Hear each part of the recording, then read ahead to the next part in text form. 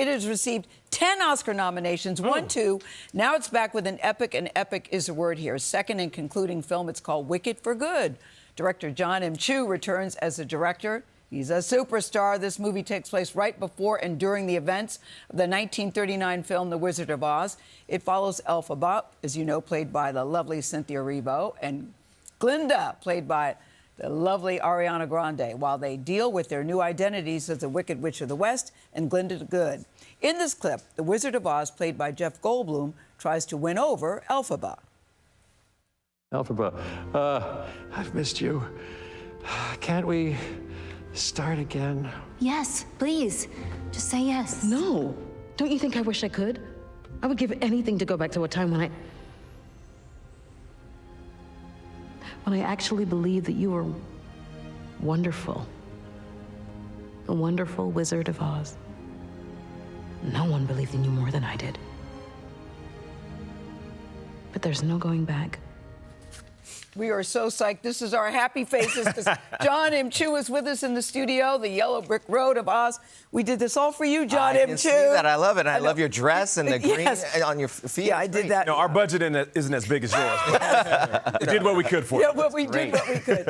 I don't even know where to begin because we were at the premiere the other night, and the movie is so freaking good, Jon. I cannot wait for people to see it. Thank you. But before we get into the movie, I want people to know the backstory of you because you said, this is 5 years in the making, but you take us to your parents' restaurant. Yeah. Chef Chu, still in operation. Yes. You're there at the counter working on storyboards. And you dream of moments like this, and here it is. I know, it's crazy. Tell us what this means to you. It means so much. I grew up in a Chinese restaurant in the Bay Area, in San Francisco area, and I used to dream about making movies all the time and watching big movies like E.T.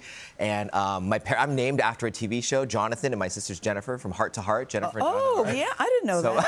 My parents are obsessed with media, and so the fact that I get to go into like the most American business in the world, make the great American musical, like that's pretty crazy. Yeah, what does M stand for if you're Jonathan? And movies. No, Murray, if you can believe it. No, John Murray Chu. Isn't that funny? And then I saw this a musical called George M.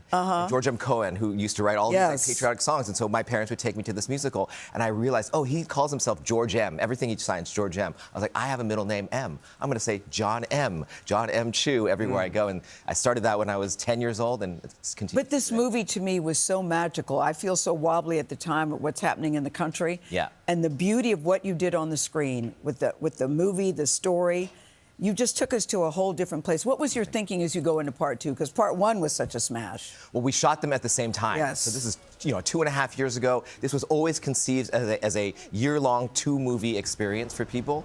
I'm not sure that's really ever been architected before it, but that was always the thought. So one day we'd be shooting in Shiz at the university with the kids, and the next day we'd be in For Good when they're adults. So movie 1's really about the sort of the fairy tale of it all, and big choices. And movie 2 is the consequences of those choices. I mean, talk about the fairy tale of it all. What a 5 years you've had. You've been working on 2 films. You've also had 3 kids. 3 children. How are you standing? Well, I have an amazing wife. No, I think we should call her St. Kristen because, honestly, St. Kristen, because she was delivering the baby. On the premiere day. While you were working. Yeah, I didn't make it to the premiere last year. We were in the hospital. Her water broke that morning, so we said goodbye to my whole family was all there. They walked the yellow carpet last year, and God knows what they did and who they took pictures with. I think they came and harassed you a little bit.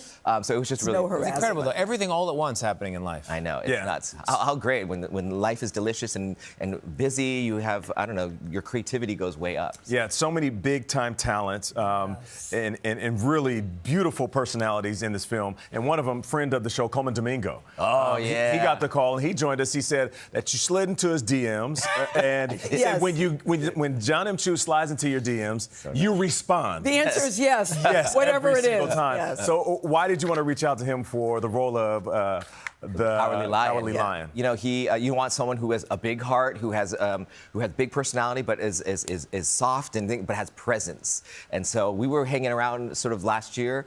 He was on the red carpets and things, and I was like, oh, he would be perfect as this. And we brought him in, and he was there at the premiere. I saw him. He looked great, rocking that carpet with all this fur. It was great. So. But what about your visual thinking of this movie? That's what somebody had the nerve to say to me, should I go see it in the theater or should I wait till it comes on TV? No, you have to go see. the visual feast that you do for the eyes and the heart. What is your thinking when you're doing something this grand? Well, you know, we're talking about Oz. This is like a lot of the visual language of cinema was created because of Wizard of Oz. Yeah. So we have to honor that. We also have to invite people back to the theater. Yep. I think that space is so important. These 2 hours where you put your phone down and no algorithms coming after you, you sit and you watch a story through someone else's perspective. And to see it through a girl who's green, to see it through a woman who lives in a bubble, who doesn't have the courage to pop her bubble of courage yet. What is it that will drive you to actually have the courage to engage with the world when you see injustices? To me, that's such an important protected space that you got to see it with friends, you got to go see it with strangers, and you got to see it big and feel it deeply. And you got to bring some tissues. What do you Why want? not? Because we feel all the feels watching the movie. Yeah. The range, didn't you think? Yeah. The humor, the comedy, and the relatability betrayal. of all the things that are happening in society right now. Yeah. Yes. I mean, I think that's a big thing. And these two movies are sort of two sides of a coin. The first part's that fairy tale, and the second part is really our adult selves looking at the fairy tales. Growing up in that restaurant, the dreams and the hopes and the possibilities that were put upon me of like, this is the America that you can do anything. And now as an adult, was it more difficult than those fairy tales? Yeah. Was it messier? Yes. But should we still believe in those big visions? Absolutely. We should still believe, and I can't wait to see you on the Oscar stage.